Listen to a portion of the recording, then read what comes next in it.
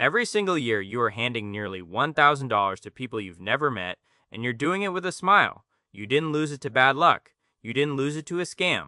You lost it because of a system that was designed to be too boring for you to pay attention to.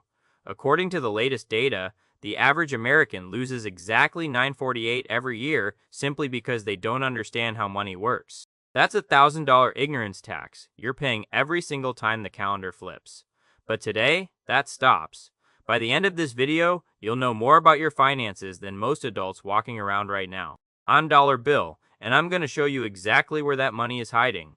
Let's look at my friend Alex. Alex is 26, makes $55,000 a year, and feels like they're doing everything right. But Alex is stressed.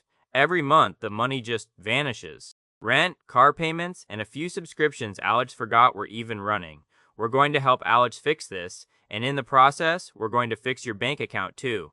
First, let's talk about the monster in the room, inflation. You felt this at the grocery store. You look at your receipt and think, wait, I used to get way more for $50. You aren't crazy. Inflation is just a fancy way of saying your money is losing its muscle. It can't lift as much as it used to. The government likes it when prices rise about 2% a year. It keeps the economy moving. But between 2021 and 2023, inflation didn't just move, it sprinted. It hit over 9%. Here's the shocking fact. Even though inflation has cooled down now, that doesn't mean prices are going back to 2019 levels. If a car doing 90 miles per hour slows down to 25, it's still moving forward. That 5 coffee is the new normal. If you're just letting your cash sit in a drawer, it's getting smaller every single day without you touching it. But wait until you see how this affects your ability to actually buy a house. That brings us to the invisible number that rules your life, your credit score. Alex tried to get an apartment last year, but even though Alex had the cash, the landlord said no. Why? Because of a 3-digit number between 300 and 850. Your credit score is basically a grade that tells banks how much they can trust you. It's calculated by an algorithm that doesn't care if you had a bad month or if you were young and silly. Did you know that on a typical mortgage, the difference between a good score and a fair score can cost you up to $90,000 in extra interest? That's $90,000 for the exact same house. The system literally charges you more money for having less of it. And here's a myth that needs to die. Checking your own score does not hurt it. In fact, not checking it is one of the most expensive mistakes you can make. But here's where it gets really interesting. Alex almost turned down a promotion because of a massive lie about taxes. Alex was offered an $8,000 raise but was terrified it would put them in a higher bracket and they'd actually take home less money. If you believe this, you're part of the 51% of Americans who are getting the math wrong. Our tax system is a layer cake. You only pay the higher tax rate on the extra money you earn, not on every dollar you make. You will never take home less money because you got a raise. Alex took the raise, and you should too. But where does all that extra money go? Most people point toward the stock market, which looks like a giant, confusing mood ring. One day it's green, the next it's red, and $5 trillion can disappear in an afternoon because of a tweet or an election. It feels like gambling, doesn't it? Well, here's a pattern interrupt for you. Over the last 150 years, the U.S. stock market has averaged a 10% return every year. When you buy a stock, you aren't just betting on a number. You are buying a piece of a real business that makes real things. When Apple sells a phone, you get a tiny slice of that success. The reason people lose money in the market isn't because the market is a casino, it's because they let their feelings drive the bus. Trying to time the market is a great way to go broke. The real secret is something much more powerful, and it's what the wealthiest 1% use to stay on top. I'm talking about compound interest. Einstein supposedly called this the 8th wonder of the world, and he wasn't kidding. Compound interest is just returns on your returns. It starts off slow, kind of boring actually, and then it explodes. Listen to this. If you start investing $250 a month at age 25, you could have nearly $880,000 by the time you're 65. But if you wait just 10 years and start at 35, you'll end up with less than half that, about $375,000. That 10-year delay cost you $500,000. Time is more valuable than money when it comes to investing. Alex started at 26, and even though the numbers look small now, the clock is ticking in their favor. But wait, the same math works in reverse. Credit card interest compounds too. The average credit card interest rate is now over 24%.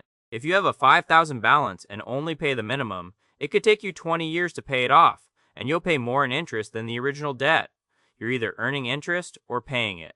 There is no middle ground. Stay until the end, because I'm going to show you how to flip that script. If you're finding this valuable and want to stop paying that ignorance tax, hit subscribe. Most people watching aren't subscribed yet, and I don't want you to miss the next lesson. Now, let's talk about the most famous tool for building wealth, the 401k. It's a retirement account through your job, and it has something that almost nothing else in life has: free money. Many employers offer a match. If you put in 6% of your salary, they might give you another 3% for free. Imagine walking down the street and someone offers you $1,800 just for signing your name. You'd take it, right? Yet 48% of workers don't use their 401k. They are literally leaving part of their salary on the table. Alex signed up the day they learned about the match. It took 4 minutes. That's the highest hourly rate Alex will ever earn. But what about just saving? Isn't that safer? Well, here's a shocking truth. The average savings account pays about 0.39% interest. If inflation is at 2.4%, your safe savings account is actually losing value every year. A savings account is a parking spot, not a destination. You need an emergency fund there for safety, but for long-term wealth, standing still is the same as losing the race. This brings us to the difference between good debt and bad debt. Good debt is a tool. It's a mortgage on a house that grows in value, or a loan for an education that increases your pay. Bad debt is a subscription to being broke. It's 24% interest on a pizza you ate 3 years ago. Total credit card debt in America just hit $128 trillion. That is a lot of people paying for their past instead of investing in their future. So, how do you know if you're winning? You look at your net worth. This isn't about how much you make, it's about how much you keep. Someone making $200,000 who spends $210,000 is poorer than a teacher making $50,000 who saves $5,000. Your net worth is everything you own minus everything you owe. Alex's net worth was negative $8,000 when we started. It was scary to look at, but a number you know is a number you can change. The people who never look are the ones who stay stuck. I know what you're thinking, Bill. This is great, but I can't even afford a house. You aren't imagining it. Housing is genuinely broken right now. The median home price hit $446,000 recently. There aren't enough houses, and the people who have low interest rates from 2020 aren't selling. This isn't a crash like 2008, because the people buying houses today actually have great credit. It's just simple scarcity.